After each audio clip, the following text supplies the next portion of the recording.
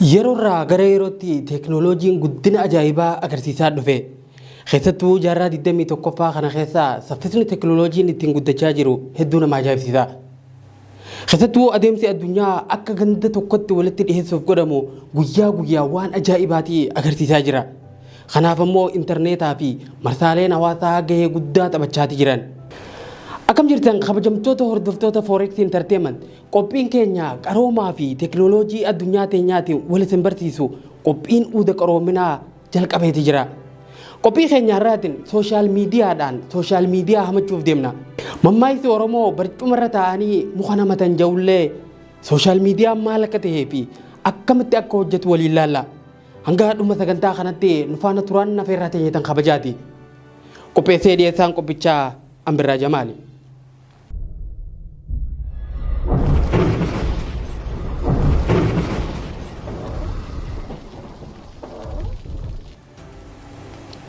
Meegara qophii arraaf qopheeffannetti seenuu keenyaan duratti gaafilee muraasaaf gaafannu sooshaal miidiyaan nu fayyadaa jira moo nu miidhaa jira? Irraa barachaa jira moo daran nu doomsaa jira? Akkasuma nu tokkoomsaa jira moo addaan nu diigaatii jira? Gaafilee deebisaa hunda keenyarraa barbaadanidha. Ganama yeroo hirriiba irraa kaatee osoo mataan kee ol hin jenne bilbila kee fuutee feesbuuka seenta. Instagiraam irratti suuraa namootaa oliif gadi ooftee ilaalta. Yoo waayifaan hin jiraanne yookaan kaardii keessaan qabaanne daftee guuttachuuf fiida. Barreeffama tokko posti gootee laayikii fi koomentii meeqaa akka argatte yeroo meeqa deddeebitee ilaalaa oolta. Suuraan ati maxxansite nama meeqaatu reaaktii godheen hunda caalaa si yaachisa. Kompiitara mootummaan hojii uummataatiin hojjedhuuf biiroo kaa'een ati laayikii fi koomentii lakkaa'ee oolta. Hojiin mana madaan billetuun osoo si eeggattu dhaabbattee koomentii ripilaay godhaa oolta. Ganama bariisaan akka hojii deemtu osoo beektu halkan guutuu viidiyoo tiiktookii oliif gadi ooftee ilaalaa bulta. Daqiiqaa 3 fi yuutuub irratti viidiyoo takka laala jettee seentee osoo hin beekin viidiyoo 30 walitti dhaabdee ilaalta. Hiriyoota keetiin wal agartee bilbila keessan malee osoo yaada keessan waliin jijjiirin addaan baatan. Bilbila kee jaalachuurraa kan ka'e yeroo raftullee garaa jala kaayyattee rafta. Yeroo ifaan dhaame kan dura yaachisu chaarjii bilbila keetiiti. Yeroon jaarsa yookaan jaartii teetiif kennitu xiqqaatee jira. Ilmaan keetii waliin yeroon dabarsitu hedduu xiqqaataati jira. Daa'imni kee akkas hin jeeyne bilbilaa fi kompiitaraan hiitee lafa keessee jirta. Walitti dhufeenya hawaasummaa keetii hedduu gabbu'ee jira. Namoota qaamaa wal gartee haasa'urraa teelegiraama yookaan meseenjeraan dubbisiisu irra siif salphata. Konneekshinni addaan cituun du'a fakkaatee sitti mul'ata. Walumaa galatti jireenya kee bilbila keessa ta'ee jira. Gara dhimma ijootti yeroo dhufnu baay'ina ilma namaa dugda lafaa kanarra jiran biiliyoona 8 keessaa namoonni biiliyoona 5.6 intarneeta yeroo fayyadaman namoonni biiliyoona 4.7 ta'an ammoo sooshaal miidiyaa kanneen akka feesbuuk, instagiraam, tiiktook, tiwiitara, yuutuuba fa'aa ni fayyadaman. Kana dura fiilmiin qorannoo dhimma sooshaal miidiyaa irratti xiyyeeffatu tokko neetfiliiksiin hojjetamee ture. Qorannoon kun qorannoo salphaatti hin fakkaatin. Namoonni qorannoo kanarratti gaafiif deebiin godhameef namoota gaafii Instagiraamni uumamu waliin turan. Tiwiitara keessa waggoota hedduudhaaf injiinarummaan kanneen hojjetan. Pintaratti gaafa dura dhufu pirezidaantii tahee nama hojjetaa ture. Feesbuuka keessatti daayirektera kutaa moonetaayizeeshinaa kan ture. Kanneen Googil Diraayif kalaqan Feesbuuka irratti mallattoo laayikii kanneen uuman. Googil keessatti diizaayinarummaan kan dalagaa ture. Gmail gaafa jalqaba kalaqamu waliin turanii fi itti gaafatamtoota olaanoo Feesbuukaa keessarraa illee ni jiran. Namoonni gurguddaan kun gariin isaanii fedhinnaadhaan hojii isaanii warra gallakkisanii bahan yeroo ta'u, hedduun isaanii garuu sooshaal miidiyaan kunneen hojii isaan dhaloota haaraa ilhaamsisuuf hojjetan waan isaan jibbisiiseef wal lolanii yookaan ari'amanii kan bahanidha. Hundi isaaniitu waanuma wal fakkaataadha nuuf himan. Jarri kun akka jaanitti kaayyoon sooshaal miidiyaa hundaatu wal fakkaataadha. Biizinasi moodeelli isaanii akkamitti fayyadamtoota iskiriina irra tursiifnaadha. Nama tokko akkamitti feesbuuka yookaan yuutuubii irra sa'aa dheertuu tursiifna kan jedhuu fi akkamitti daran xiyyeeffannaa isaa ofitti harkisuu dandeenyaadha. Umrii isarraa waggaa meeqa qooddanna waan jedhu yaadaniiti gara hojii isaaniitti kan galan. Kaampaaniileen sooshaal miidiyaa kun hundi isaanii waan fayyadamtoonni dalagan guutumaan guututti argaa jiran ni hordofan, ni madaalan, ni qoratan. Suuraa takka hangam takka dhaabbattee akka laaltee fi viidiyoo takka daqiiqaa hangamiif akka laalaa turte hunda quba qaban. Yeroo ati gaddite ni beekan, yeroo rakkattus si argan, yeroo ati deemtu fi eessatti akka deemaa jirtu si hordofaa jiran. Viidiyoo fi suuraa ati qaama qullaa kaatee namaa ergite osoo namni ati ergiteef sun hin agarree isaantu dura laala. Hanga nuti yaadnu caalaa kaampaaniileen sooshaal miidiyaa odeeffannoo dhuunfaa keenyaa quba qaban jechuudha. Facebook ni nama ati waggaa 10 dura beektu people you may know jalatti fideesin ajaa'ibsiifne. Google irratti kophee takka laaluuf sarchi gootee guyyaa itti aanu sooshaal miidiyaa biraa irratti beeksisni kophee akkasii dhufee azaasi godheen beeku. Jarri reefuu sun haasawaa isaanii itti fufanii akkasumas jaan. Appilikeeshinni sooshaal miidiyaa hedduun bilisa yookaan waan maallaqa malee fayyadamaa jiru nutti fakkaata. Garuu akkasii miti. Sooshaal miidiyaalee kanneeniif dhaabbanni beeksisaa kafaltii doolaara miiliyoonota lakkaa'amu kafalaaf. Nuti fayyadamtoonni akka meeshaati. Sooshaal miidiyaan nuti fayyadamnu hundi waan nuti jaalannu, waan nuti jibbinu, waan nuti hojjannuu fi waan nuti karoorfannu sirriitti waan beekaniif daataa odeeffannoo keenya dhaabbilee beeksisaatiif dabarsanii gurguran.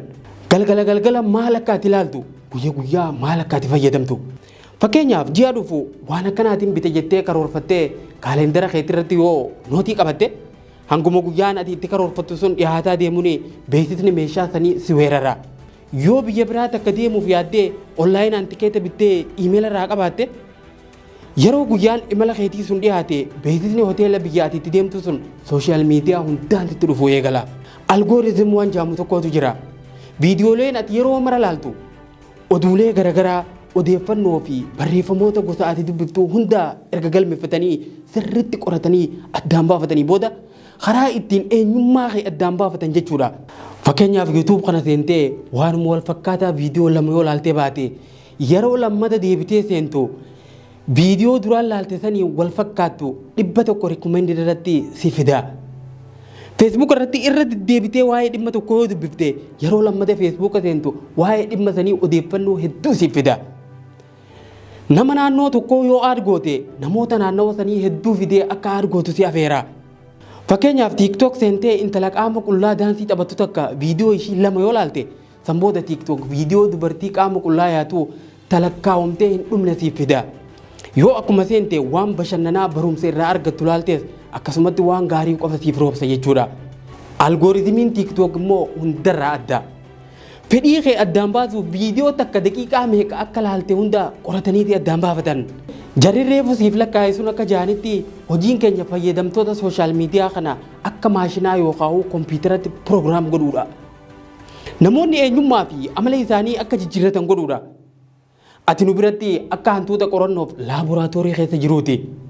Wanti ajaa'ibu addunyaa tana guuturraa industirii 2 qofaatu fayyadamtoota isaanii yuuzarsi jee yaama. Tokkoffaan industirii baala sammuu namaa haduuchuu yeroo ta'u lammaffaan ammoo industirii sooshaal miidiyaati. Industiriiwwan addunyaarra jiran kanneen biraa hundi fayyadamtoota isaanii kastamar yookaan maamiltoota jaaniiti yaaman. Yeroo riifreesh goote hunda oduu haaraa, suuraa haaraa fi viidiyoo haaraa akka agartuutu barbaadama. Sababni isaatis CV bilbila kee walitti maxxansanii hambisuufi. Fayyadamtoonni eenyummaa addaa akka qabaatantu barbaadama. Fakkeenyaaf intalti takka suuraa kaatee caluma jettee osoo uumaa ittiin hidhanii yoo maxxansite laayikiin ishiin argattu hedduudha xiqqaadha. Garuu filtaroota bareedina ida'an fayyadamtee yoo suuraa ishii bareechite yoo shaadoo itti hidhaatee kalara gogaa ishii yoo ibsitee fi maadaatii fi finniisa fuula ishii yoo dhoysite laayikii fi koomentiin ishiin argattu ni heddummaata. Namoonni koomentiin ishii faarsan ni baay'atan. Funyaan hidhii fi kalarri mul'atu sun hundi kan ishiitii miti garuu. Kanaafuu eenyummaa keenya kan uumamaa osoo hin taane sooshaal miidiyaan eenyummaa haaraa nuuf laachaa jira jechuudha. Jarri kun akka jaanitti kaayyoon keenya intala jaalatamtu bareedina ishiitiin namoonni itti hinaafanii fi hiriyoota ishii hundarra hordoftoota qabdu uumuudha. Wanni hedduu nama gaddisiisu garuu intalti sun laayikii fi koomentii dila san kan argatte mataa ishii taateetii miti. Eenyummaa sobaa kan akka ishiin uumtu sooshaal miidiyaan godheeti malee. Eenyummaa ishii isa dhugaatii fi sirrii san akkasuma bifa ishii tan uumamaa akka jibbitu nuutu godhee siin jaan. Sababa kanaatiin dubartoonni hedduun dhiphina sammuu hamaa keessa seenuu danda'an. Suuraalee sooshaal miidiyaa irratti maxxansan fakkaachuuf jecha dubartoonni hedduun qaama ofii bareechina jaanii sarjarii yookaan qaama ofii baqaysanii tolfatan. Kaayyoon guddaan sooshaal miidiyaa ingeejmentii sooshaal miidiyaa guddisuudha. Yeroo ammaa tana akka addunyaatti namoonni miiliyoona 215 araada yookaan haraaraa sooshaal miidiyaatiin qabamaniiti rakkachaa jiran. Haraaraan sooshaal miidiyaa kun araada kookeeniin wal fakkaata. Jiddugaleessaan namni tokko guyyatti sa'a lamaaf waan isa fayyaduu fi hin fayyadnes osoo ilaalu sooshaal miidiyaa irra ni tura. Kana jechuun namni kun umrii isarraa waggaa 5 guutuu sooshaal miidiyaa ilaaluudhaan dabarsa jechuudha. Erga TikTok dhufeefaa yeroo nuti sooshaal miidiyaa irratti dabarsinu akka malee guddatee jira. Akka addunyaatti yeroo ammaa bultii diigamtu 3 keessaa takka sababa haraaraa sooshaal miidiyaatiin wal qabata. Egaa kabajamtoota hordoftoota keenya erga rakkina sooshaal miidiyaan dhaqqabsiisaa jiru dila kana dubbanne waan jarri kun furmaata jaanii lafa kaayan keessaa tokko qofa fuudhee haa isiniin ga'u.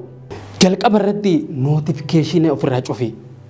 Daqiiqatti abalu posti maxxanse, abalu suuraa maxxansite, abalu posti kee laayik goote, abalu koomentii teetiif ripilaay godhe jaanii wanni daqiiqaa notifikashinii erganii biiziiti godhaniif xiyyeeffannaa kee harkisanii yeroo ati sooshaal miidiyaa fayyadamtu ol guddisuu fi barra. Algoritmii kee sirriitti addaan baafatanii beekanii jiran. Obboleessoo ati sooshaal miidiyaa hooggani malee sooshaal miidiyaadhaan hin hoogganamin. Ittiin bu'aarii itti baradhu malee gabricha isaanii gonkumaa hin ta'in. Yeroo seenuu barbaadde ofumaan seeni malee notifikashinii isaan erganii waswaasteen seenin. Egaa kabajamtoota hordoftoota Forex Entertainment qophiin keenya uuda qaroominaa irraa sooshaal miidiyaa irratti qopheeffanne kan hanga ammaa hordofaa turtan kana fakkaata. Qophii keenya uuda qaroominaa biraatiin hanga walitti deebinutti horaa bulaa.